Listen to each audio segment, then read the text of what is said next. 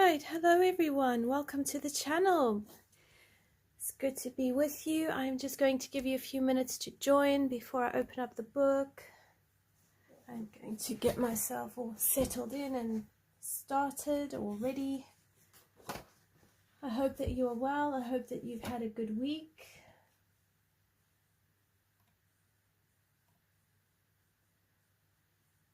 So we are coloring in Rhapsody in the Forest because that was the most popular or most voted option for Christmas color along.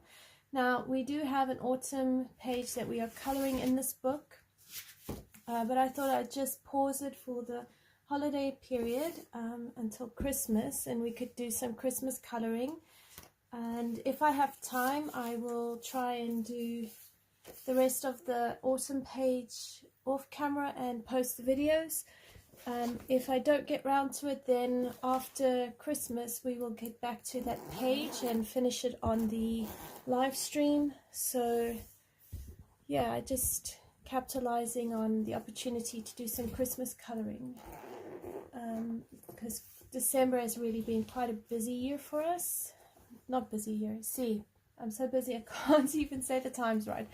It's been a busy month, so at the moment not much coloring has been happening.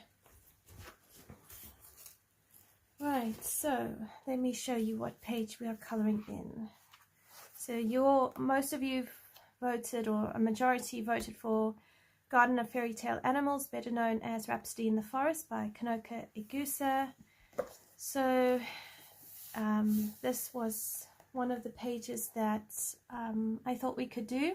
Now I'm hiding this page next to it because it is a color along series I'm busy filming and I don't want to give it away.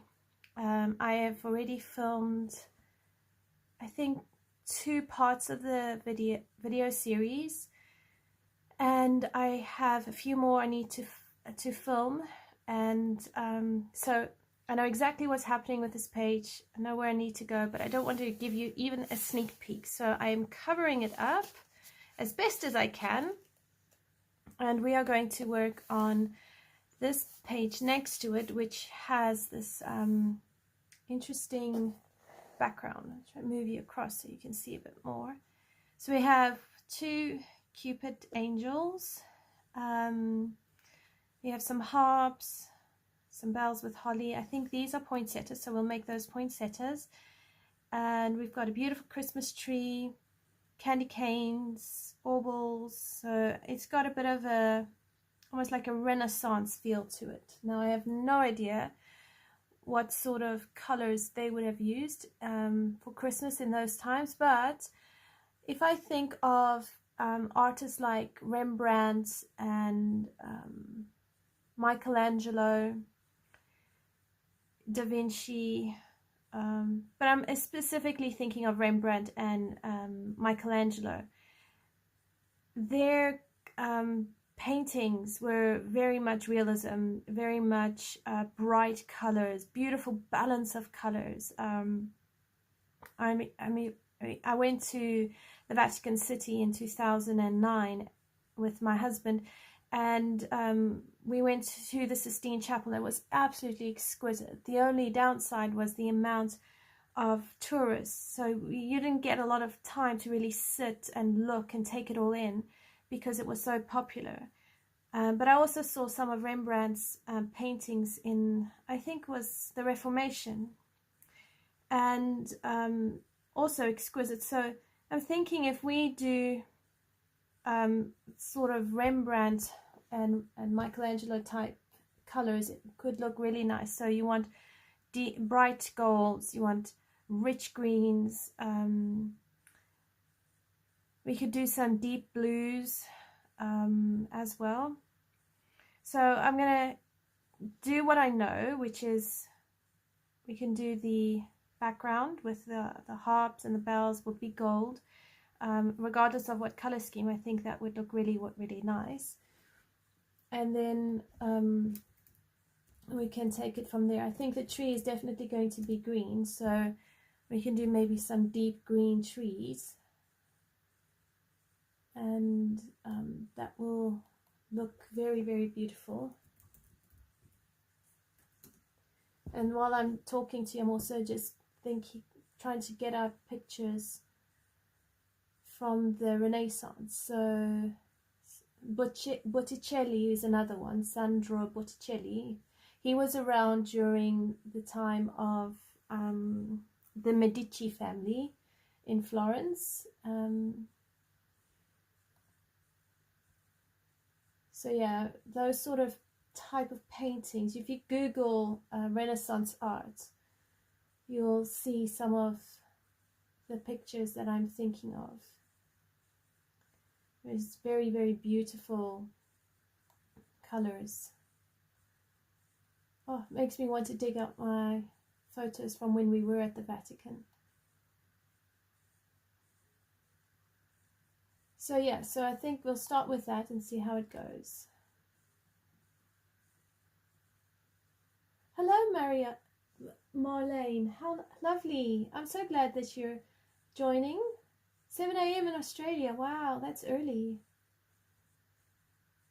Hi, Dawn. It's lovely to see you. Hope you're well. All right, so I'm going to pull out my colors. So what I'm going to do is kind of head for, I'm doing Prismacolors. I find Prismacolors work relatively okay in these books, and I'm finding myself becoming quite settled into them. So you want a dark brown, a light umber, a jasmine, a white, a black. You can use artichoke as well, but I think I might switch out the jasmine for a slightly deeper yellow. So I might go I might bring in some canary yellow and see how it goes. Alternatively, we could try maybe a yellow. Actually, Sunburst yellow could work as well. So I'm going to play around with a few extras, but my standard Prismacolor combo for gold is jasmine, artichoke, light umber, dark brown, gold, black and white. So use black for your very deep highlights, and then you'd use white to blend it all in and for a highlight, or white to soften it as well if you need. So that's sort of what we're going to do. Okay, so now we need to put a protective page because I don't want to spoil the illustrations on the other side. So what I'm going to do is I'll do a few and then I'll move on, because if you sit and watch me doing every single piece of gold, it could get quite boring. Alright, so let's have a look. So we'll start with jasmine, and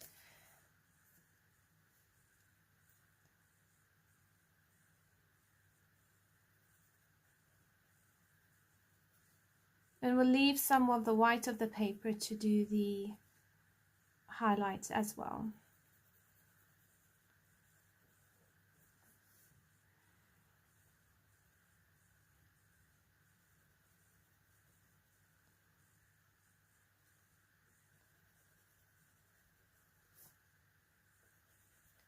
So are you ready for Christmas, or are you still getting ready? I think I'm mostly ready, but oh, it's so busy lately. So what we'll do is we'll do even this trimming here around, we'll do it in gold.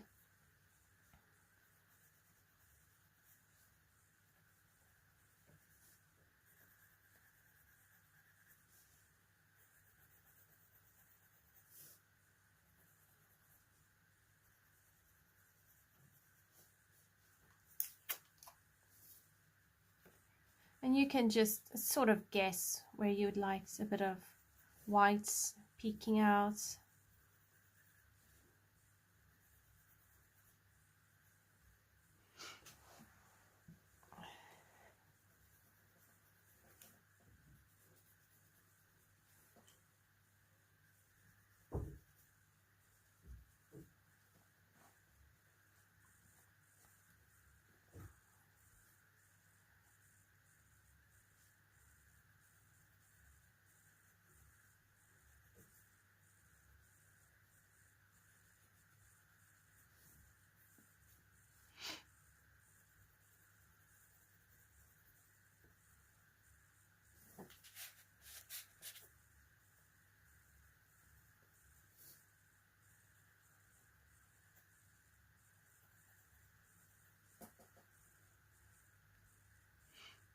hope you can see all right. Let me know if you'd like a bit more of a zoom in, and I'll see if I can zoom you in.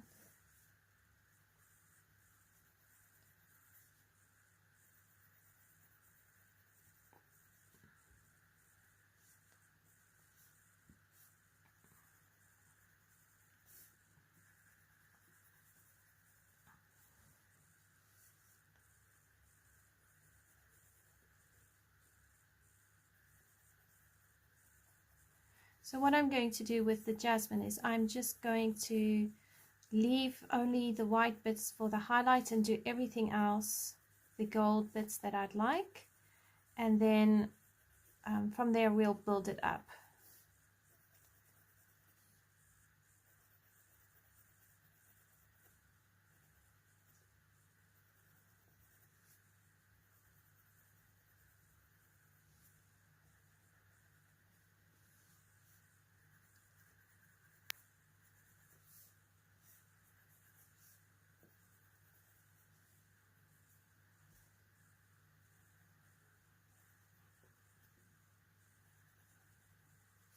Now you could do the harp brown if you wanted to be wooden.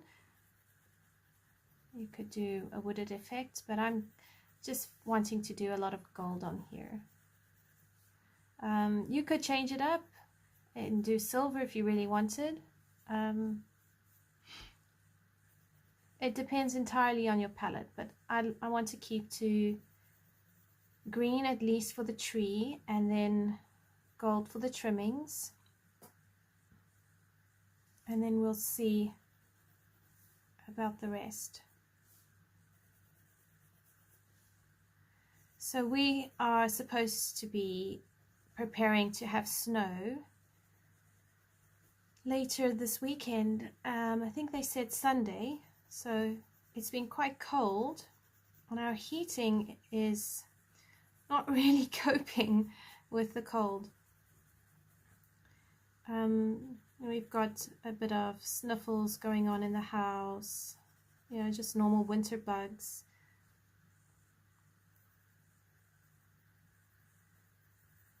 So just, yeah, really having the winter times starting to kick in.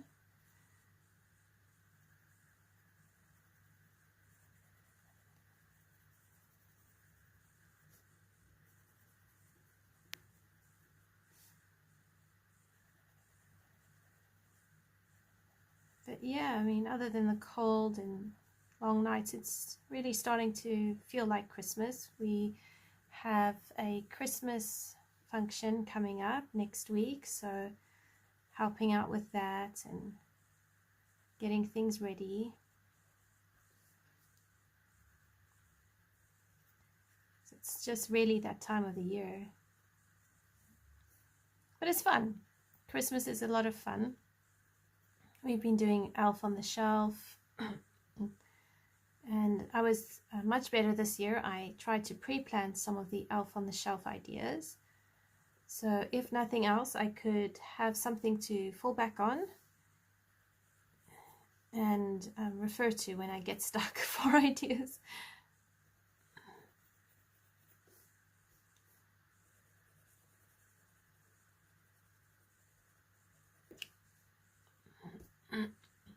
Also, it's worth bearing in mind if you get stuck for ideas on where to, if you get stuck on ideas, I have no idea. I've actually just lost my trail of thought. I'm so sorry. Oh dear, I just drew a blank. Oh yes, if you find that you've got too much yellow and you want a bit more white, just, you know, you can always erase it. A trusty eraser is always helpful.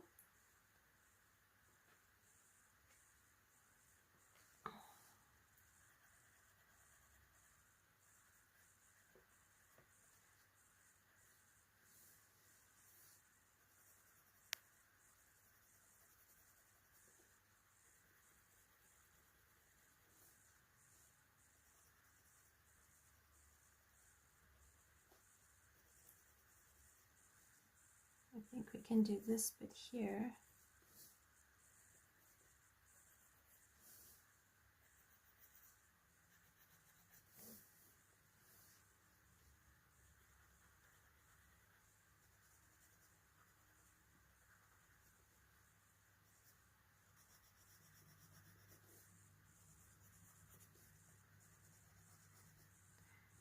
It's nice to be able to color in Kanoka Egusa's books.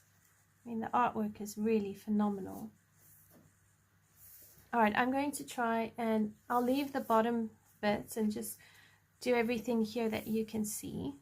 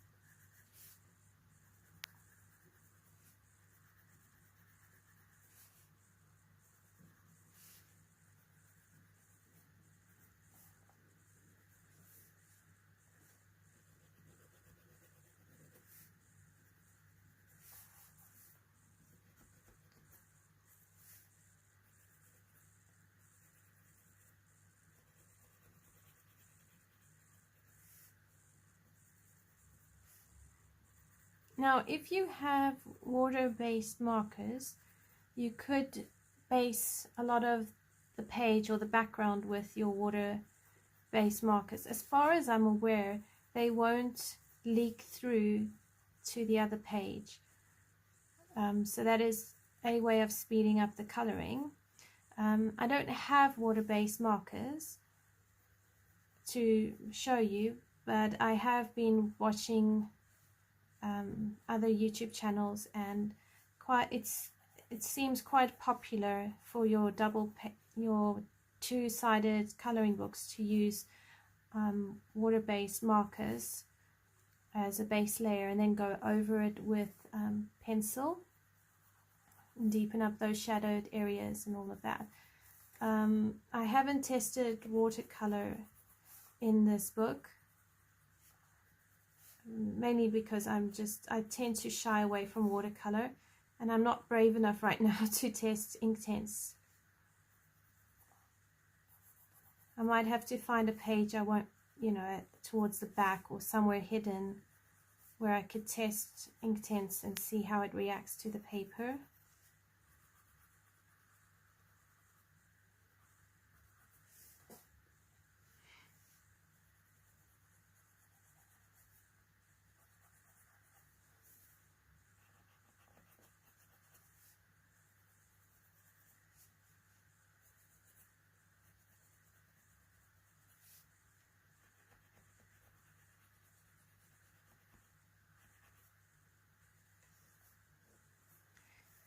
Okay, so almost done with all of these.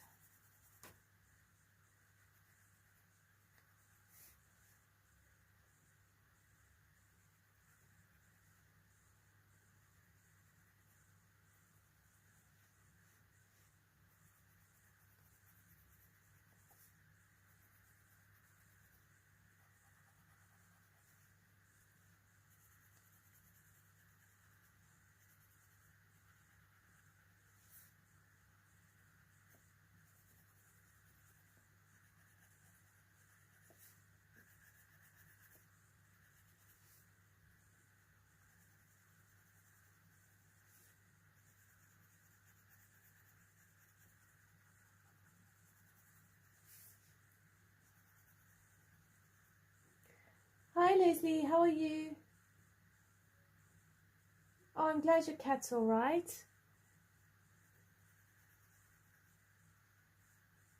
Oh, they can't be nice for him. Poor you and poor him.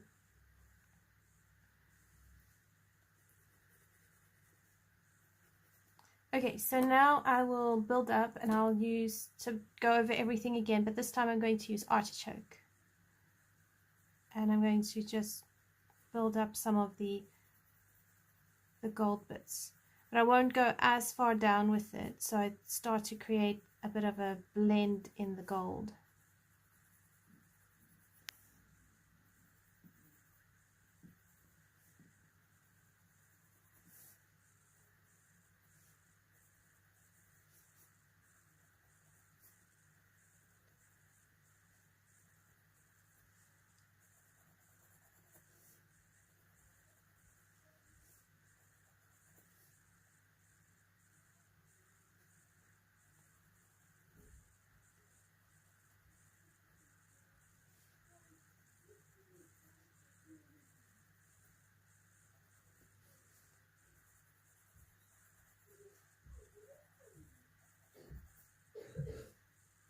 we had, I think it was charities earlier on this evening popping past for donations, doing their house rounds.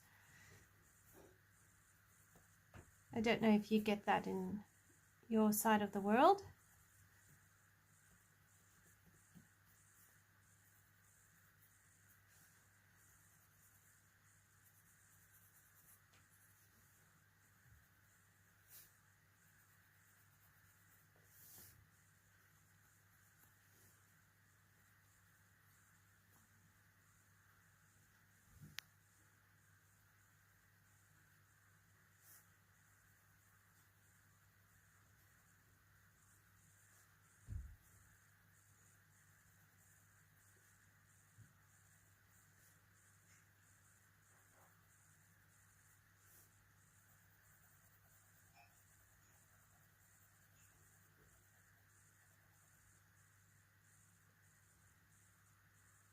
I hear you, Leslie. Yeah, just typical herbal stuff's okay. At least he's not poorly.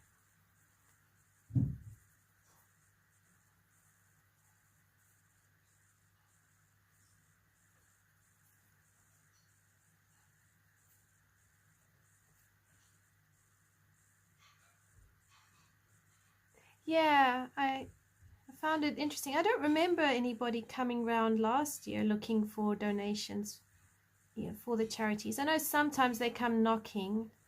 You might get the odd charity knock on the door during the course of the year, just sort of trying to create awareness and say, look, we're this charity, our store's in town.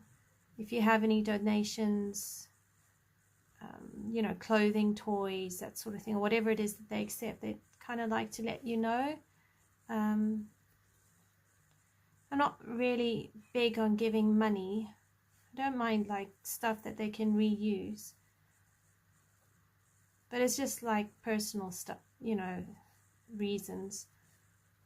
I just always find if I give something secondhand, or at least I know where it's being used.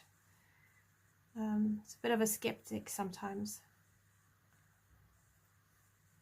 But then like with the food bank and that sort of thing, I do try help out there where I can.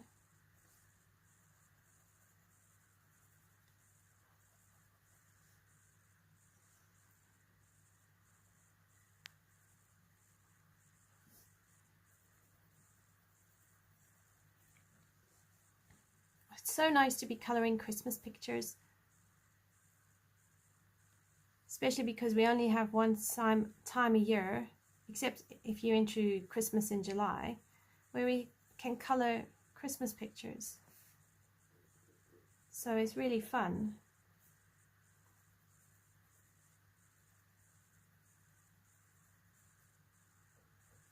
And with it being so cold, it really does feel Christmassy.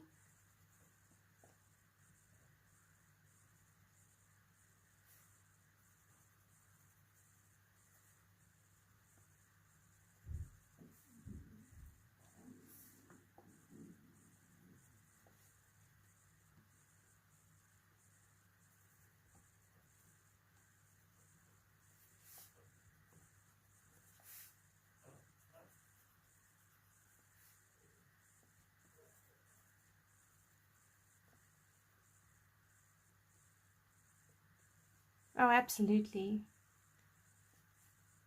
Especially in today's world where we can reuse stuff, and you know, that whole, I don't always like the fact that, you know, the world has got so much plastic and stuff that it needs to really think about how it can repurpose. So at least if got good quality. I mean, if I've got stuff that isn't really good quality, it's better to just take it to the tip and they can repurpose it or recycle it properly. But anything that is sufficient enough to be reused by someone else, I don't mind donating to charity.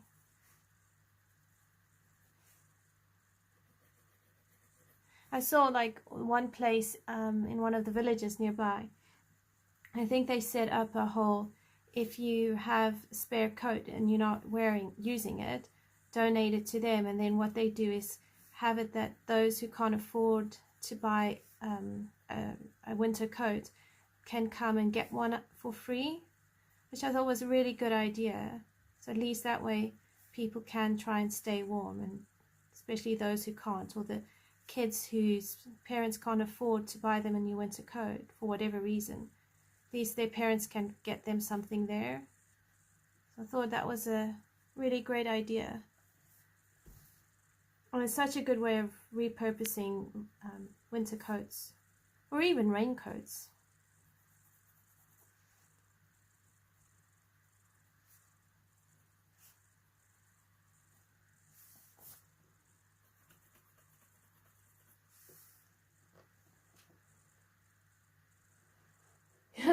Yes, I understand. We could technically color Christmas all year.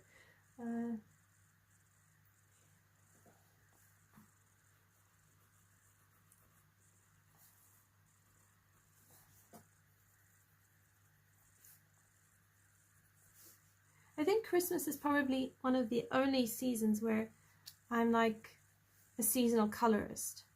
The rest of the time, I don't know. Don't seem to be as seasonal as other colorists.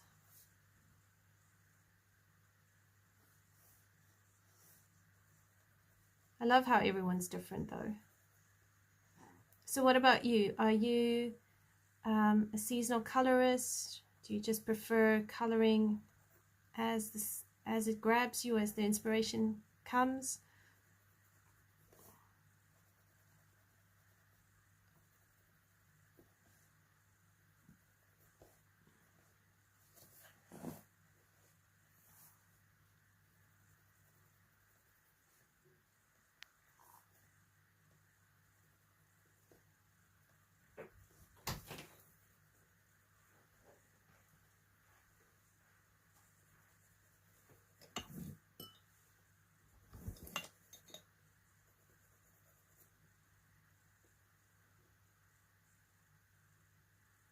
Oh, that's a good idea. Restocking food pantries, yeah.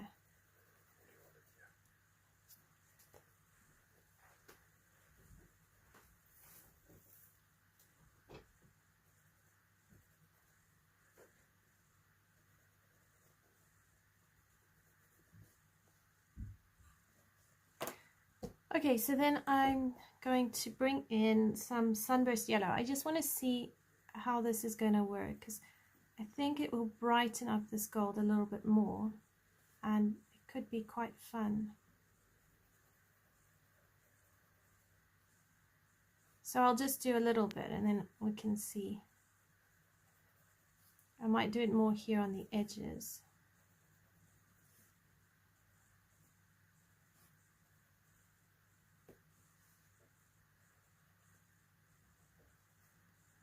So not quite where the artichoke is, kind of where the artichoke and the jasmine would blend in. I'm going to use the Sunburst yellow because I have a feeling it will just liven up the gold a bit more,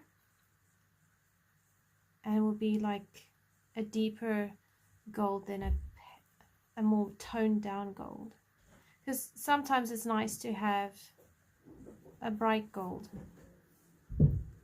Time for everything really.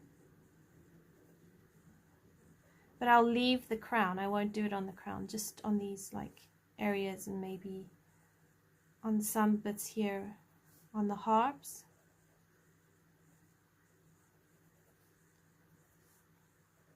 And that should hopefully give a little bit of a contrast between the background and then the crowns, because I'd like the crowns to stand out a little bit.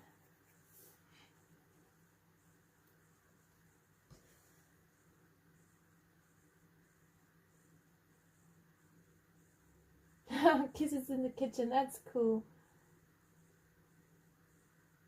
Well done on sticking to seasonal pictures.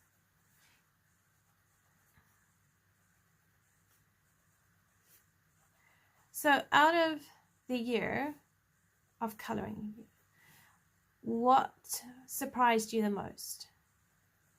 So for me, discovering Mythographic Paradise was a huge surprise. I didn't expect to enjoy that book as much as I have, to the point where I've gone and bought a couple more. So that one did take me by surprise. It was a nice, pleasant surprise.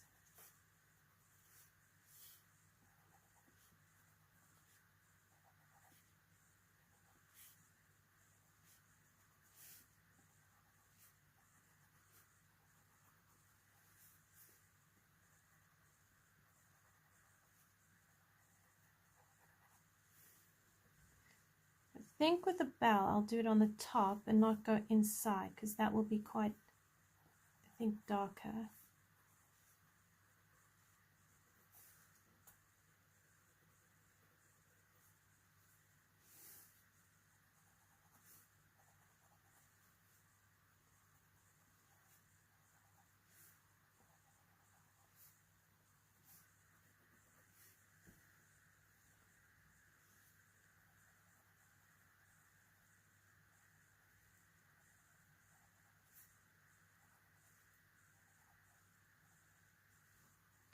All right, now I'm going to take the light umber and go into the shadows.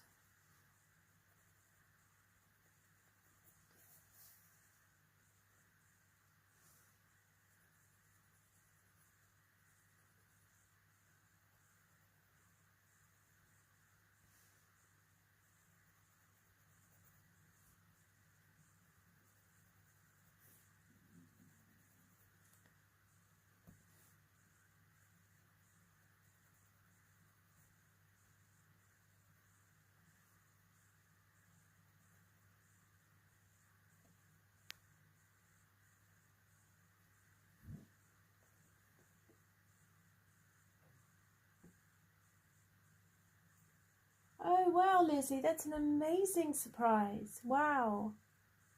And an absolute bargain too. Because polys are not easy to find cheap. I mean, I tried finding them second hand as well, just to save costs, and I got mine for a really good price. But yeah, you got a steal there.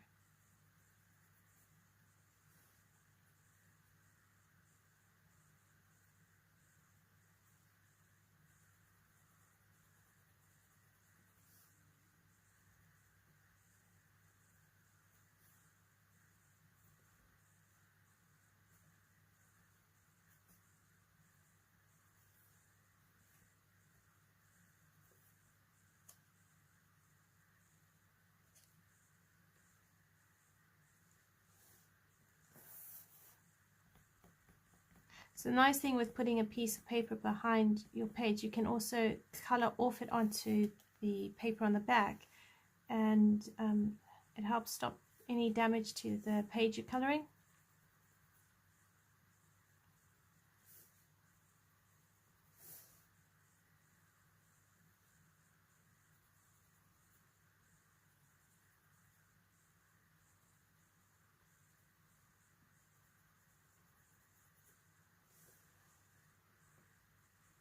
Oh, cool.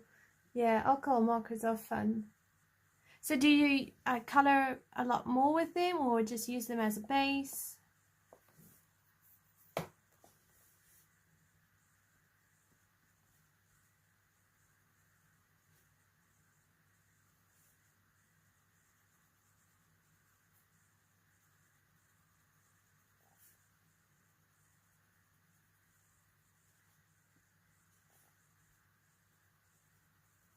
I've enjoyed learning to use alcohol markers as a base, but I find I still have to stick to those single-sided coloring pages.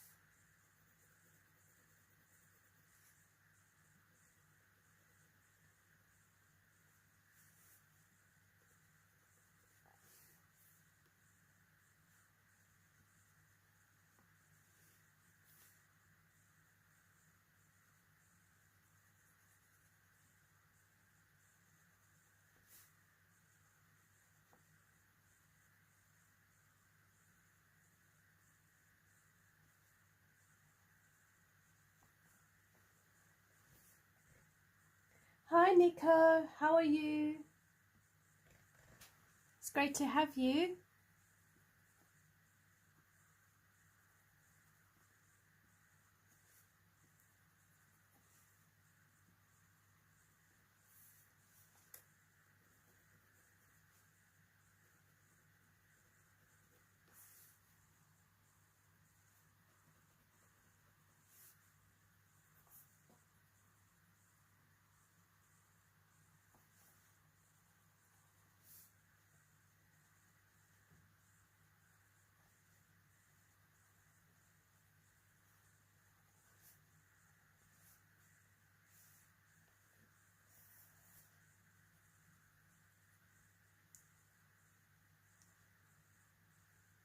Oh, thank you. Yeah, I'm good too, thank you. Just been really busy past couple of weeks, but looking forward to Christmas holidays.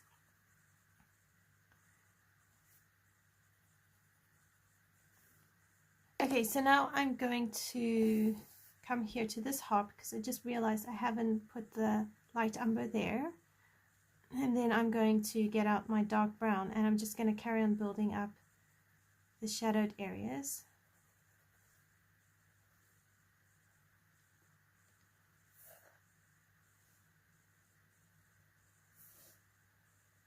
So I missed a couple of the harps.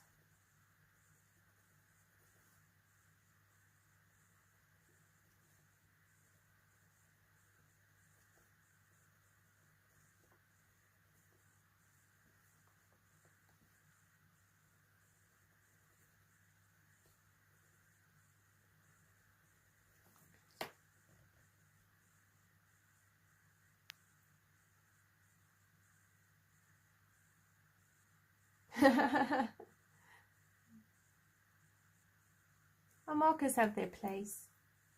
I think it's great to have, you know, markers and pencils and all of that because you can, and even watercolors, you can mix it up as you go.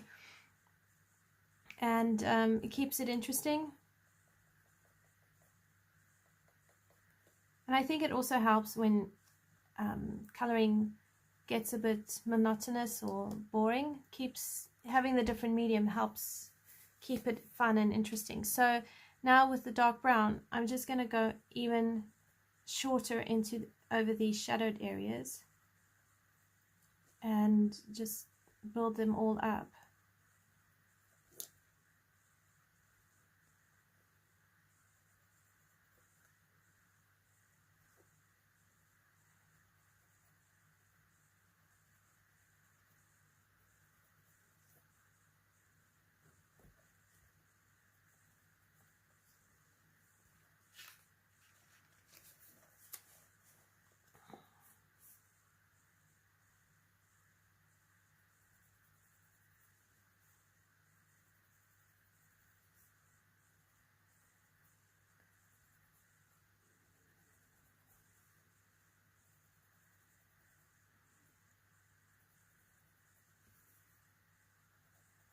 I'm busy starting with the Christmas movies now, so we can watch those. I'm thinking, you know, typical ones like The Grinch,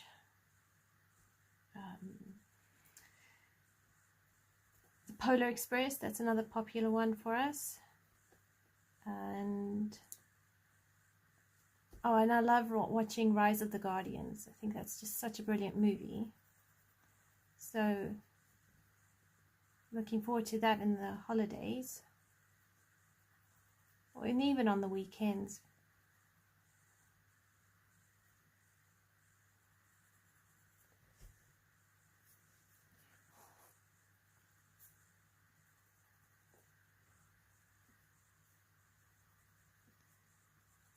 I must say, I've been thinking about like whether polys or Prismas is my preferred option, and I still find myself coming back to Prismas. Like, I like the polys, they are good, and I do enjoy them. I sometimes think Prismas are just, I don't know, maybe a little bit better, but then a month or so later I'll go back and I'll think, oh no, polys are better. So I'm still haven't decided which I actually prefer.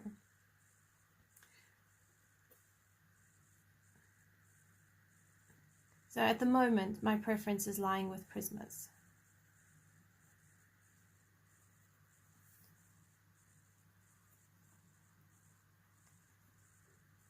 And I've seen some beautiful work with the Albrecht brush, Dura water pencils. I think they're so the Faber-Castell Albrecht, and it's just really great to be able to see how you can use them as a water pencil, and then you can go over them dry. So Shell's Coloring, I think it's called Shell's Coloring. She does a lot with Albrecht Dürer pencils, and her work is absolutely exquisite.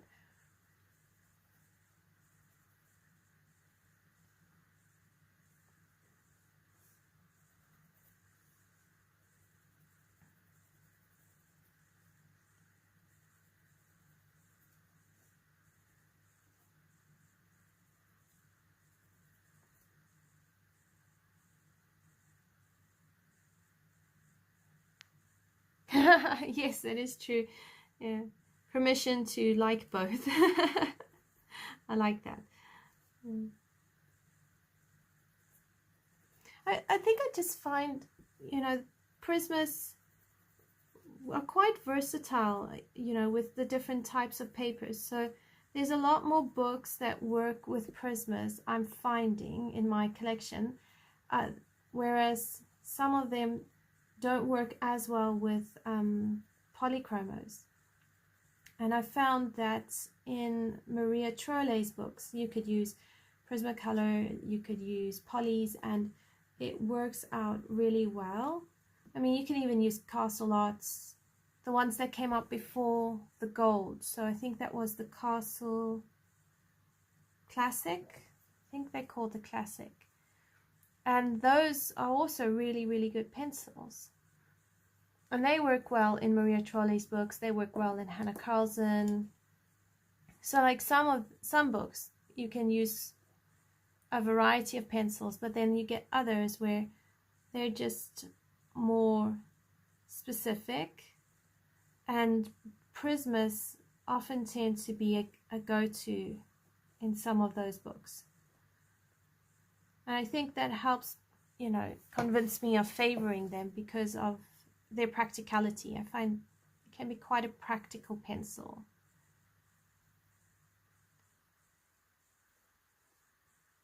All right, so now I'm using black and I'm just trying to work out where to put it in my shadowed areas. And I don't want to put a lot of it, just a little.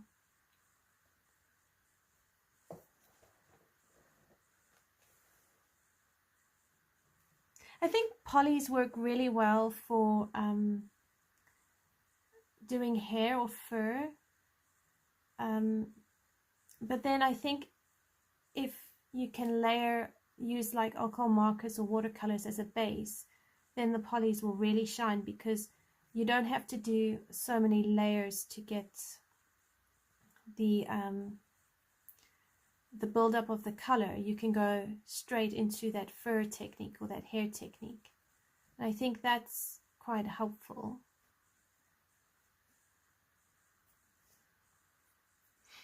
If you told me 2 years ago that paper quality would play a role in how you color, I would not have believed you. It's unreal.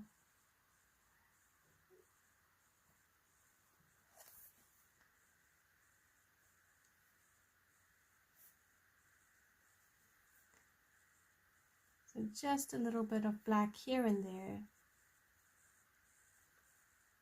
And then what we'll do is we'll go over the highlighted areas and blend it out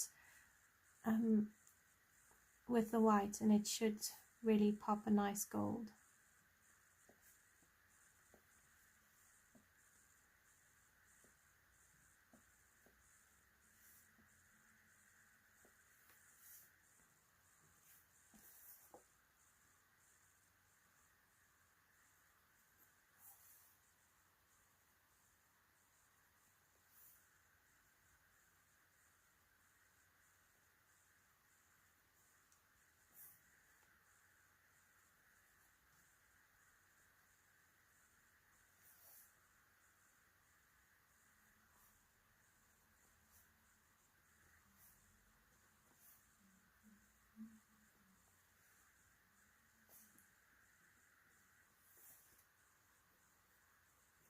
ones inside the trumpet, you do want to put a little bit of the gold as well.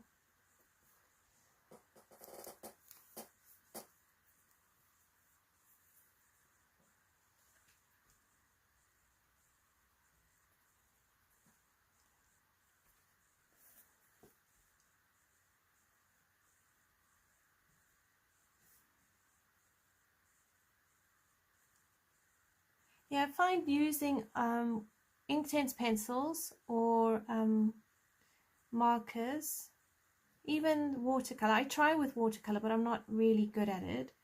I need the practice. But I think using them as a base really does help speed up the coloring process, because you have less tooth of, white bits of the paper to fill in. So you don't have to spend as many hours layering, but you still have rich, vibrant color. So I do find that helpful. I see I'm missing some bits. Let's do some here.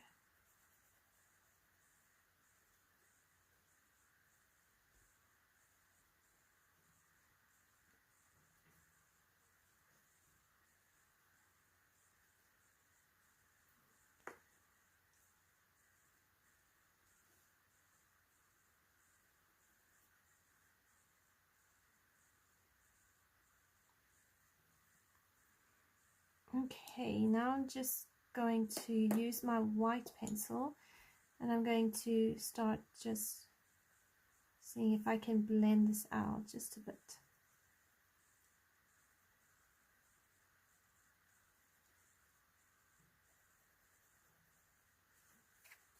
And if your white pencil gets dirty, just rub it off.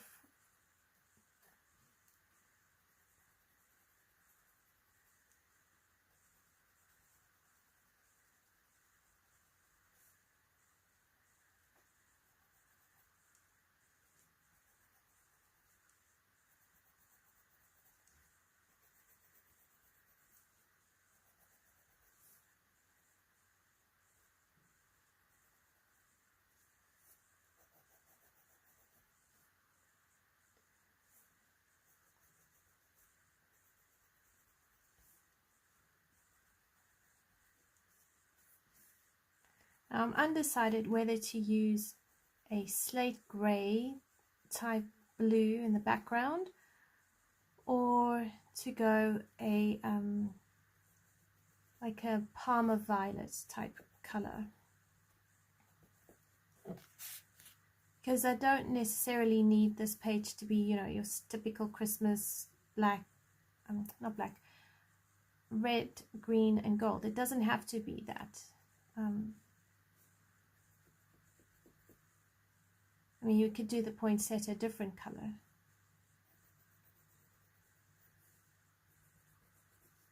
And if I recall correctly, during the, or even in a lot of the art, your use of color is very specific. It can be very symbolic. So you could use different colors and be out of the norm on purpose because of the message that they would send. I can't quite remember which ones, but I know I've read about like some artworks where they've put certain jewelry pieces or hidden objects into the painting as part of their symbolism and the message they were sending at the time.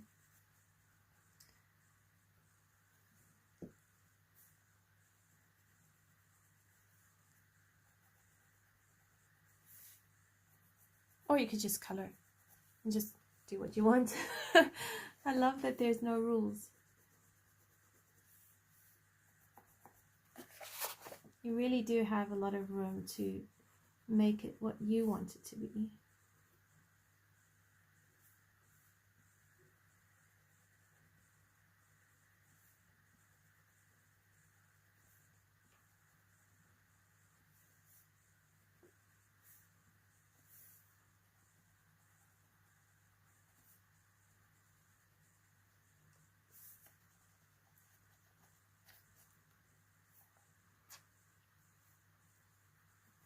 And then towards the end we could take a white Uniball Signo pen or a white Posca pen, white Sakura Jelly Roll, I mean whichever white pen is your preferred, and you can even go use that to just deepen your highlighted areas as well.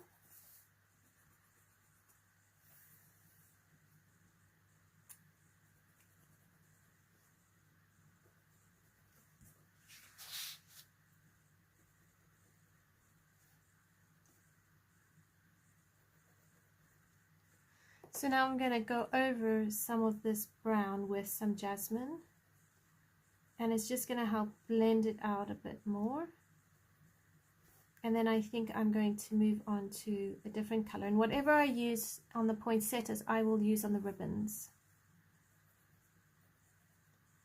and I'll do all the ribbons that color, so I think it will tie it up quite nicely.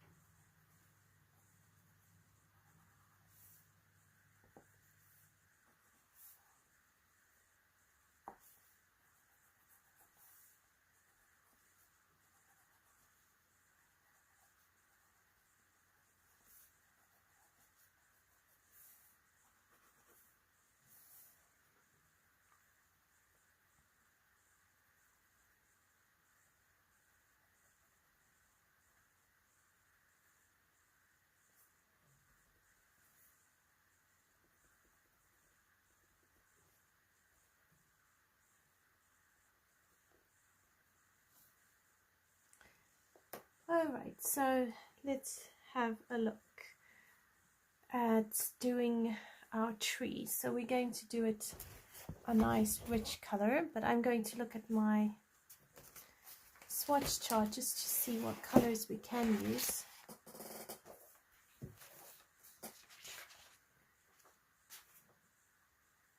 So I think we will use a French grey, 70% French grey. We'll use a marine green and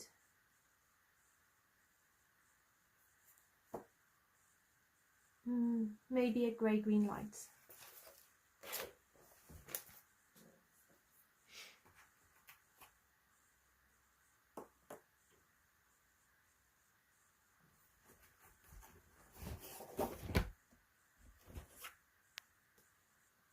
Okay, so 70% French grey.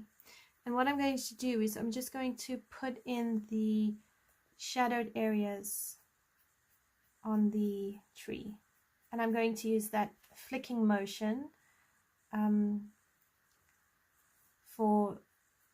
because I want to create that, you know, frill, like it's got texture to it.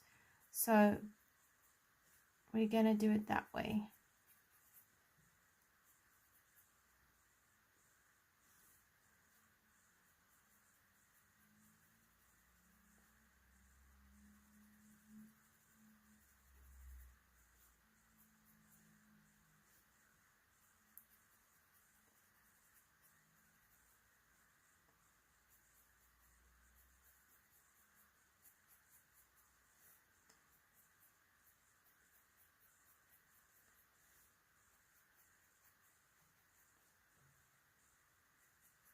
You could possibly at the end come over some of the what are they called, needles, fir needles, and you could use like a gel pen.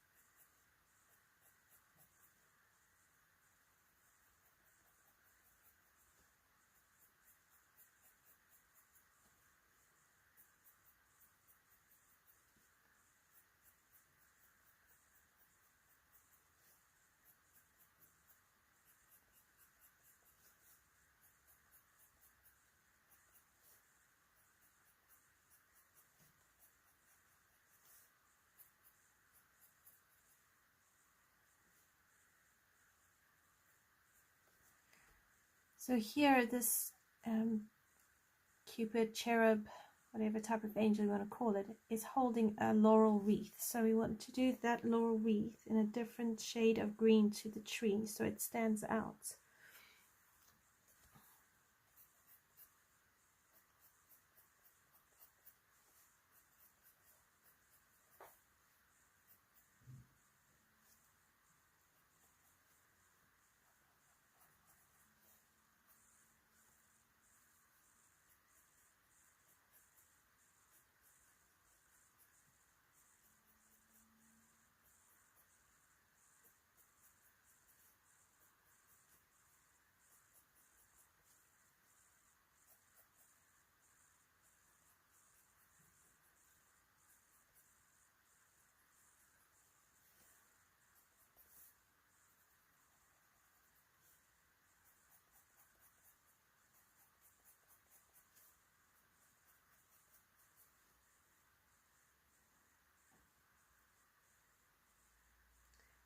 Cheers, Leslie. Enjoy your time with your sister and have a great weekend. I'm going to try and move this up so you can see the full tree.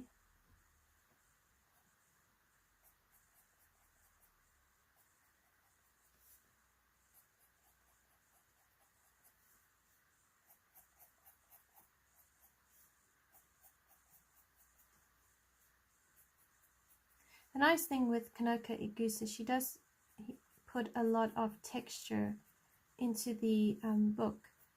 So it really does help to fill out and create that textured look on whether it's fur or her tree or trees like this one.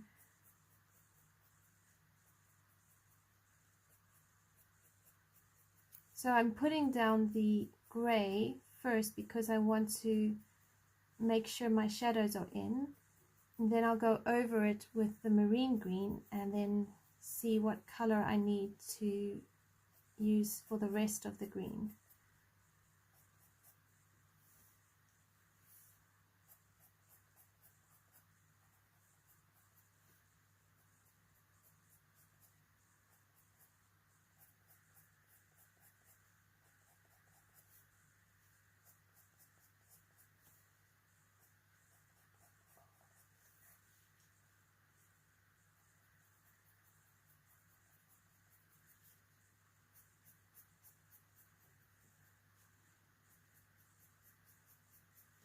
And I think down here at the bottom it's going to be a lot darker than up at the top.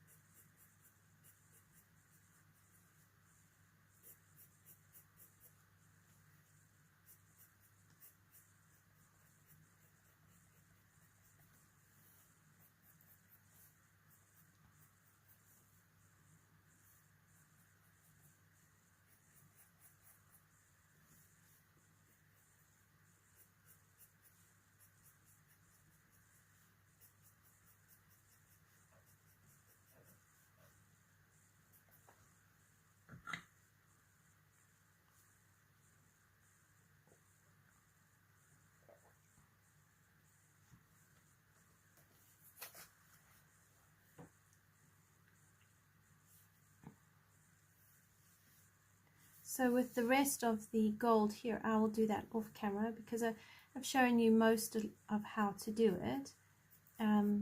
It's pretty much the same. I'd use the same principles, the same sort of ideas.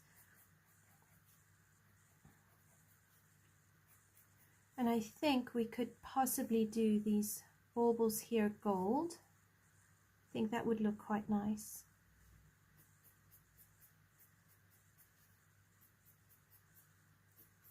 So I'll do that after we've done the tree.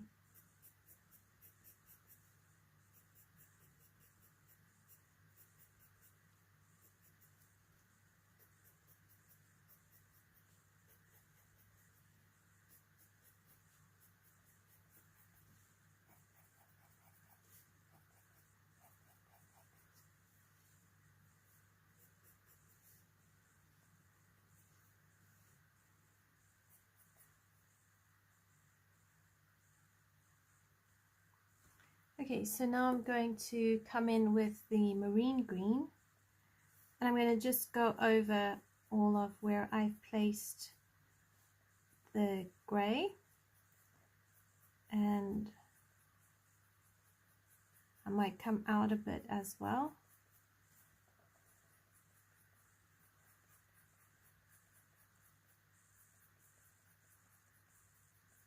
And I want to leave some areas just for highlights, so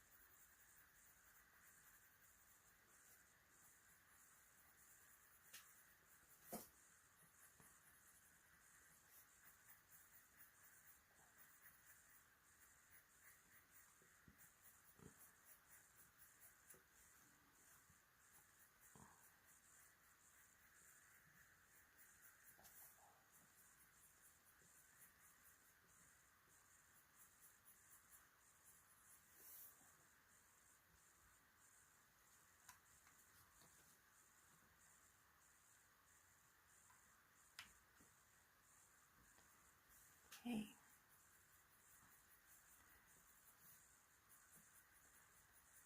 So what I've learned with coloring Christmas trees is you really want to just define the branches. So with this one, because of all the texture Kanoka Egusa has put in the illustration, it's really helpful because you can just follow her marks, and that will help you create that contrast between, you know, lights and darks and all of that. But if you were to go and color in a Teresa Goodrich tree, then basically, as you've got one branch overlapping the other, you just very basically would do a dark where it's overlapping, you'd make dark, and the bits that stick out you make a bit lighter, and that would help you with just the contrast of colors. So they're not terribly difficult, and if you're not ready to do like this sort of texture, then that's what I would recommend for you if this is your first time coloring Christmas trees or something like that. With this particular page, you can just really go in the direction of the line art, and you'll get an idea. I'll just leave some gaps for lighter areas, make some bits darker. So wherever an object is, so you take this bow, over here it's going to be a bit darker because the bow will block some of the light. And then you've got this branch here, so you get a bit more dark here. So if you can just find stuff that's overlapping, wherever it's overlapped, that will be darker, and wherever it's not overlapping, it will be slightly lighter, or if not, have a highlight.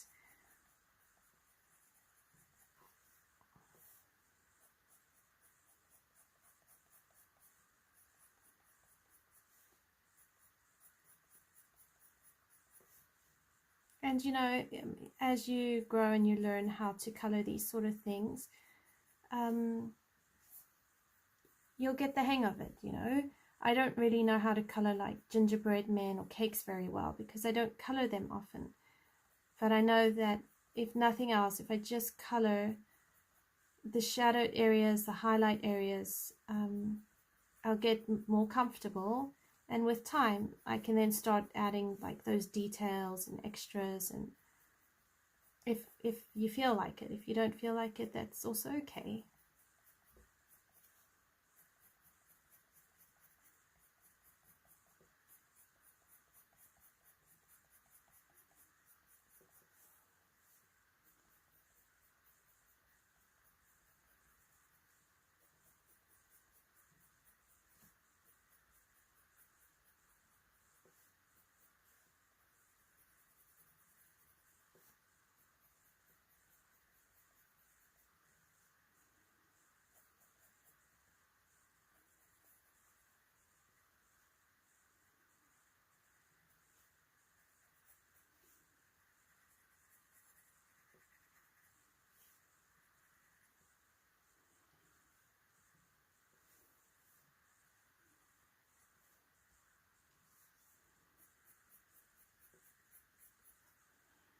So I missed a bit here, so just go back, and if you miss a few bits or you think you want a bit more shadow or darkening up, just, you know, pick up your French grey and just add the colors there. You can tweak as you go along.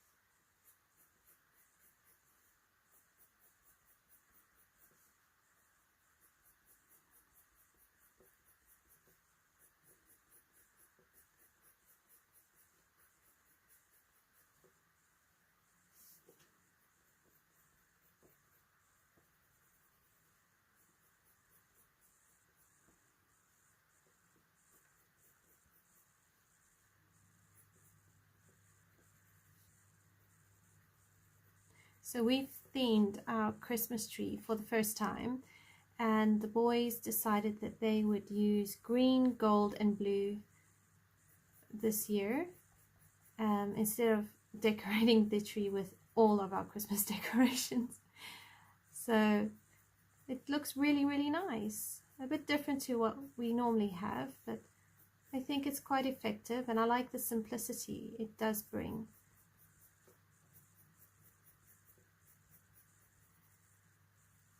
And then I'm helping out with our Christmas function.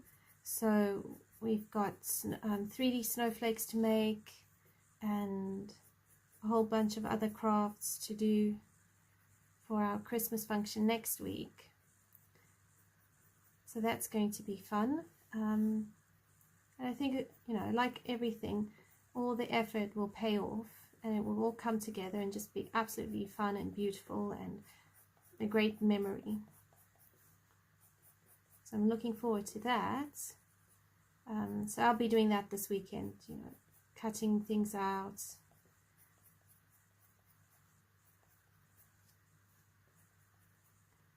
It's good because it's, you know, learning stuff that I didn't learn before, I didn't know before, so I like those sort of things. Now what I'm going to do is I'm possibly going to go back in with my grey and darken up my shadows, and just keep building this up now, because it's not at all saturated the way I like it to be. So to do that I need to do a few more layers.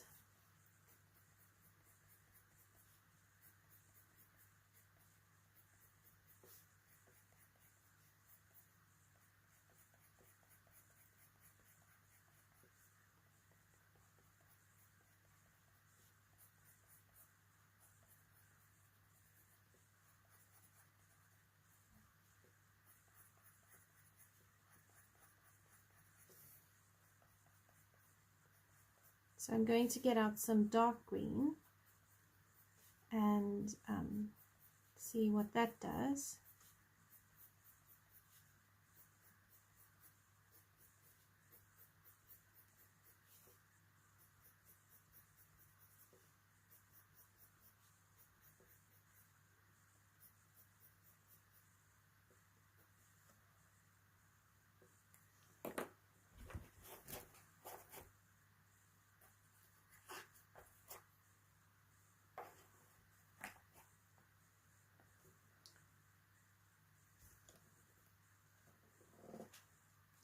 So I want some PC908, which is the dark green, and I need my pencil extender because this is quite small.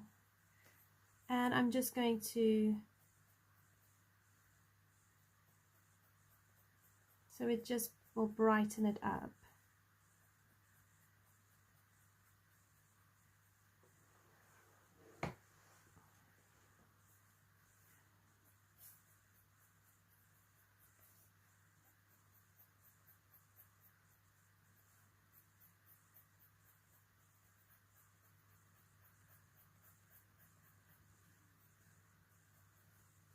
So I think what I'm going to do is go over all the marine green and bring it lightly into the whiter areas.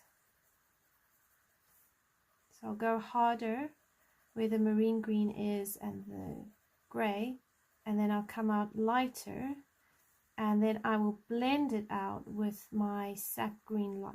Is it my sap green light? No, my grey green light. So if I get that pencil, which is this one, and if I do that, it will lighten it and blend it out really, really nicely. So create a nice contrast.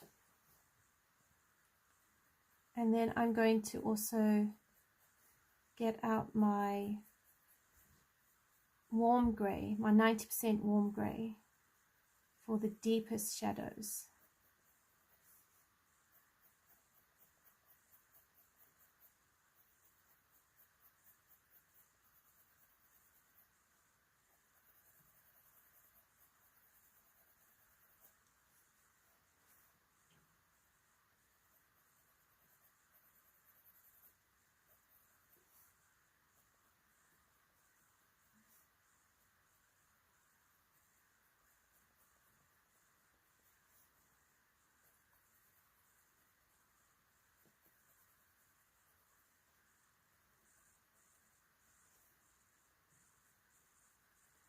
And this is how the layering goes. You layer and then it blends out, especially with Prismacolors, they do blend out. So you do, when you're happy with the color combination and the saturation of your colors, you can then go back in and add your texture, and yeah, then you could possibly leave it.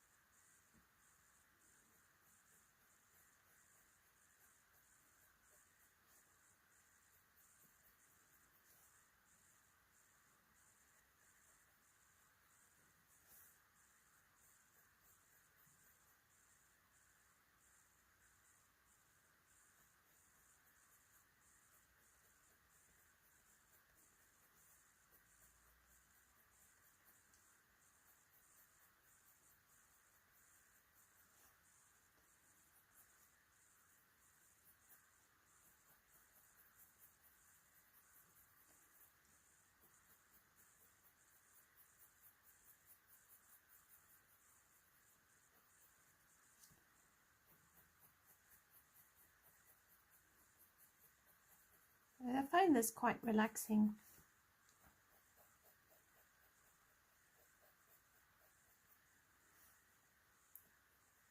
It's interesting how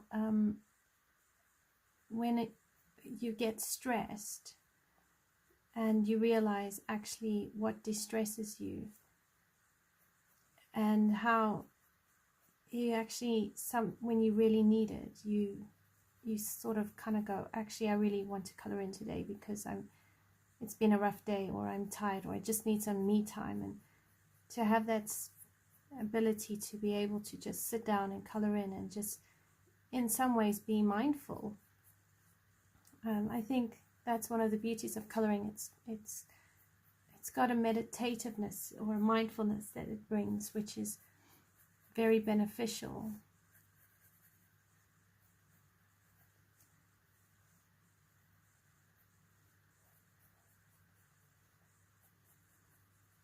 And it also got me thinking on the trap so many people, including myself, fall into, where, you know, comparing our work with other people and thinking, oh gosh, you know, if only I could be as good as them. Or, and then, you know, the inner critic, they call it the inner critic, kicks in, and it's like, you know, I was reading something about that whole thing where we compare ourselves. Everybody does, you know, we all compare ourselves to somebody else, and how our inner critic actually doesn't take into consideration the reality that actually we're not seeing the full picture.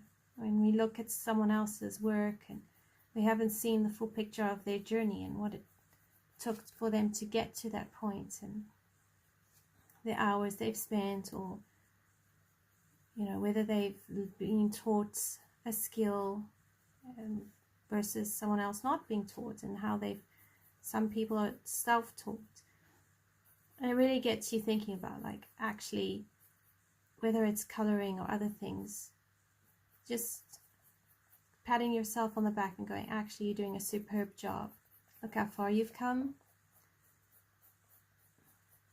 Because our inner critic actually just doesn't apply logic. So we need to sometimes give it a hand and say, actually, not today. Nope. This is good. The way it is good.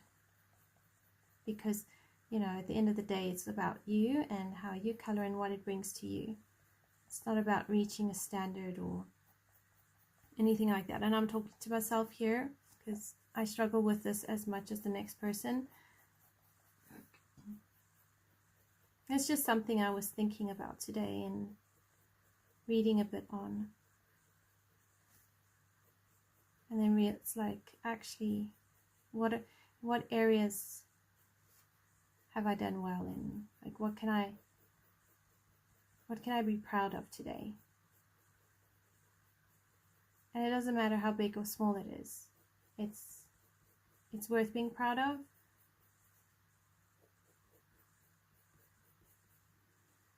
So it's just, yeah, some food for thought I've been having, because I like to think.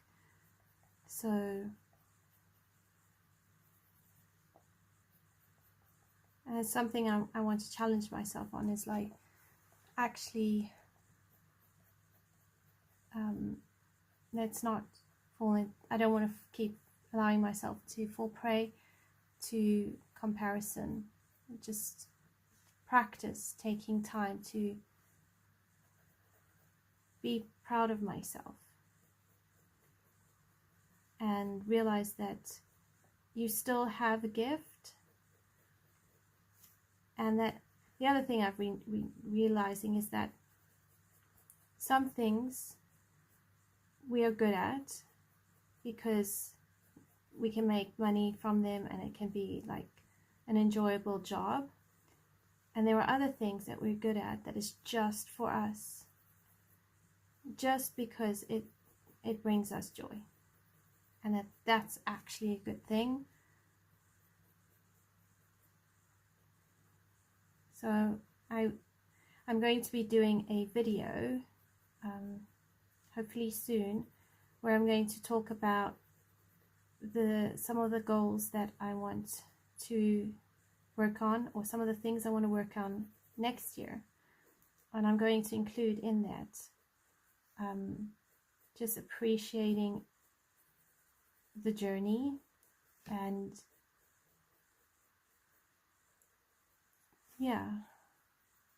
appreciating the journey, taking stock of all that I've learned, and appreciating where I've come, and just enjoying the gift of creativity that I've been given, and celebrating the success of others in the gift that they have.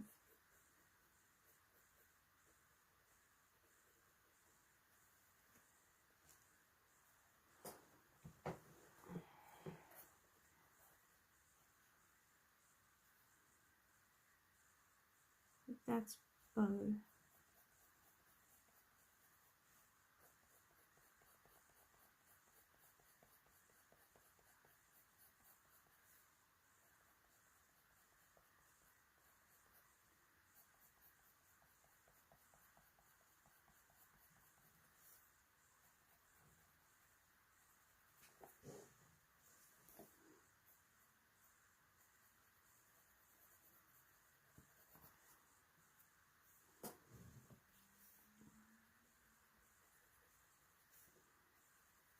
So this tree is coming along nicely, but what it's needing is a bit more depth, which is why I'm going to bring in the 90% warm grey, because I think that that's going to add a nice amount of depth to it.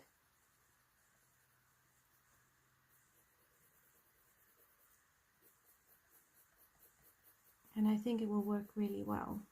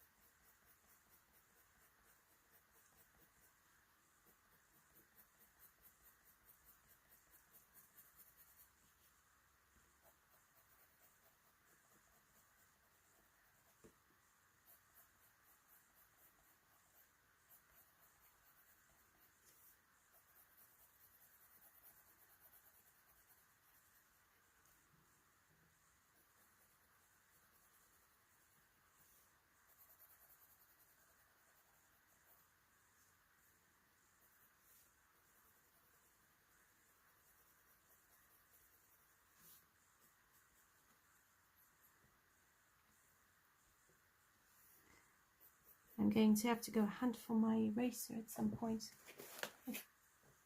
It's being put down somewhere. I can't remember where I put it.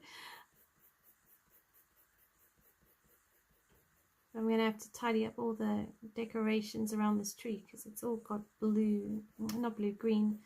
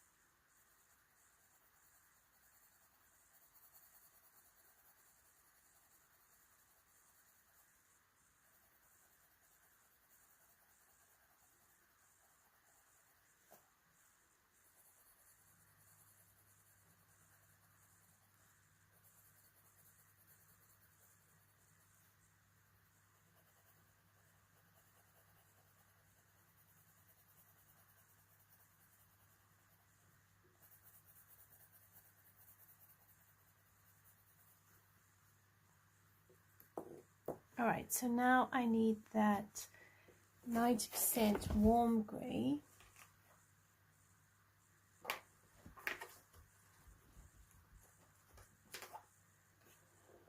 Which is PC1058. And I'm going to go into some of these deeper areas and just deepen them up.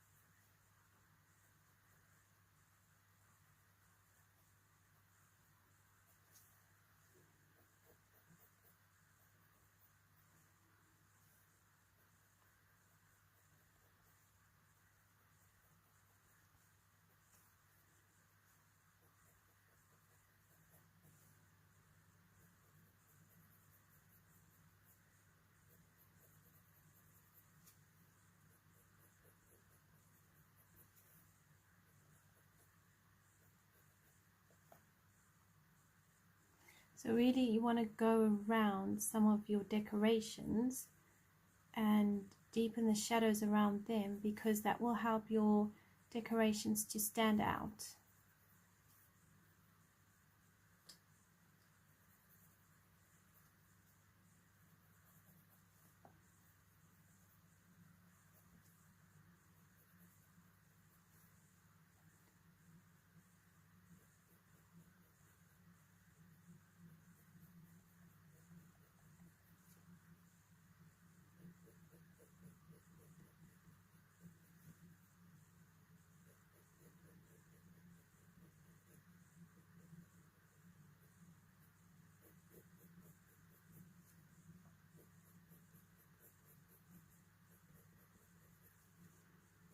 And you want to try and see where you can pick out clumps of branches, so you can highlight those as well. And that will help create those that branchy look as well.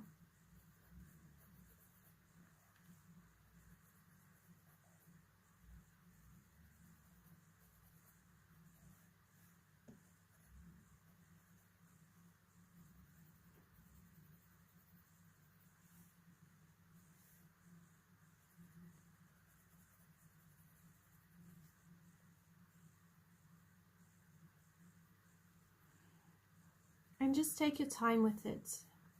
You know, there's no rush.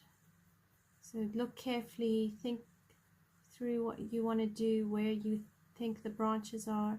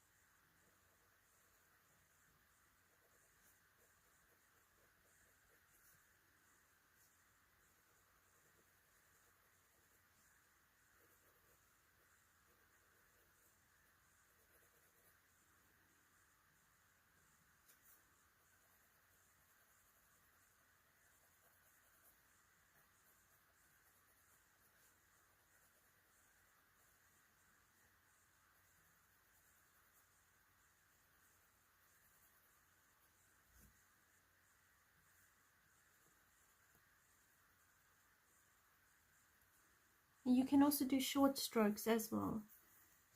You don't have to do very long ones.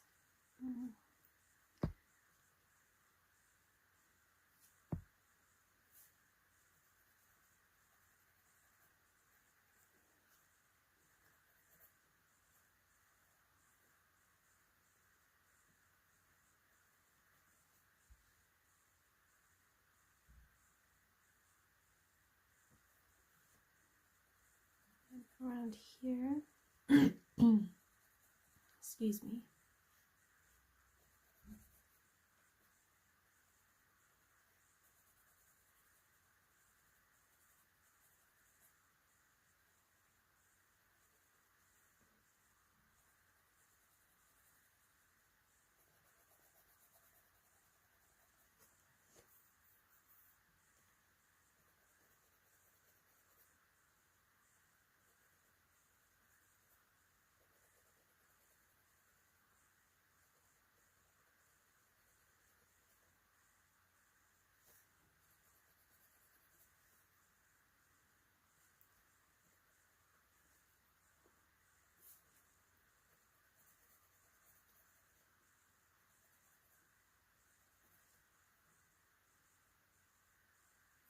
Alright, so now I'm going to use my grey-green light, and I'm going to just blend out some of these lighter areas.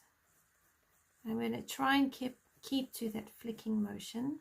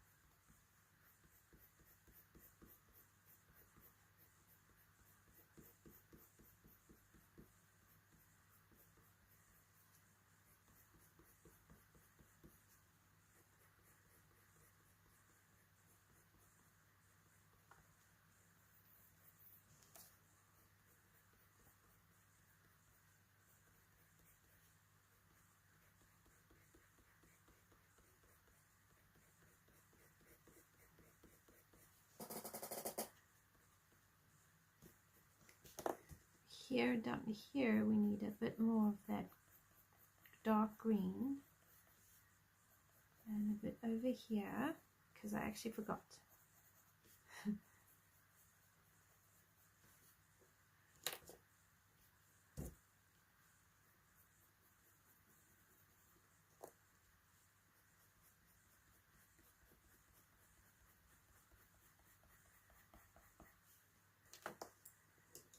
Then I'm going to put a bit more of that 90% warm grey down here.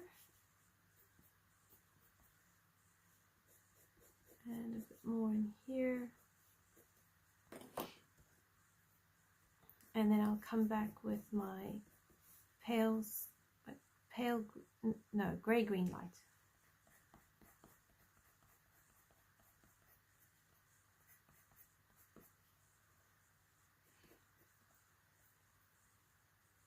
Okay, so there we have our Christmas tree. Now, what I might do is actually come over this darker bits with that dark green, and possibly even, actually, I'm going to bring in the marine green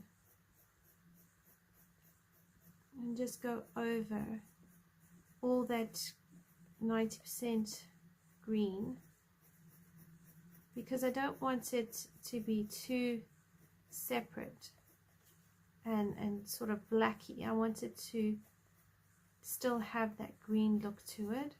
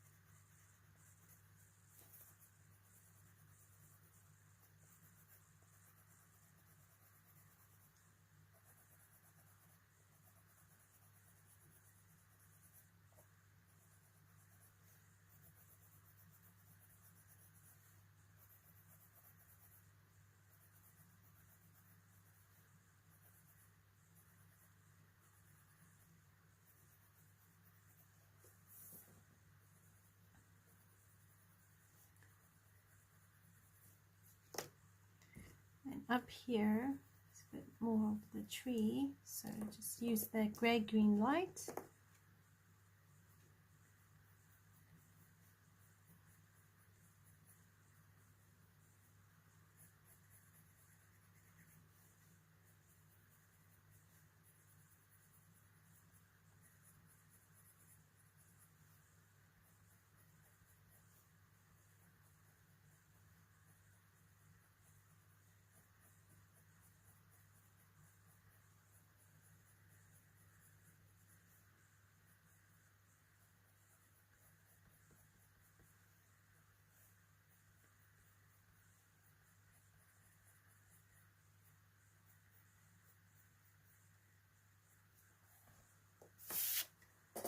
Okay, so I think that's that for the tree, and so now I just need my eraser so I can go over those. I need to clean up all the decorations, and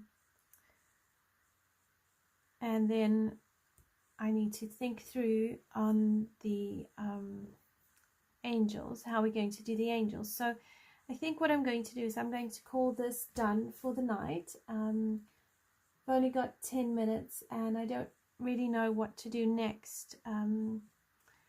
So I'd rather stop here, and I will see you on Tuesday, and we will carry on with this page, and hopefully we'll have it done by Christmas. So thank you so much for joining me. I will give some more thought on the colors for the rest of the page and blocked it down. I hope you have a really great weekend, and until Tuesday at 8 p.m. London time, I will see you then. So take care, everyone. Thanks for joining and coloring with me. Bye for now.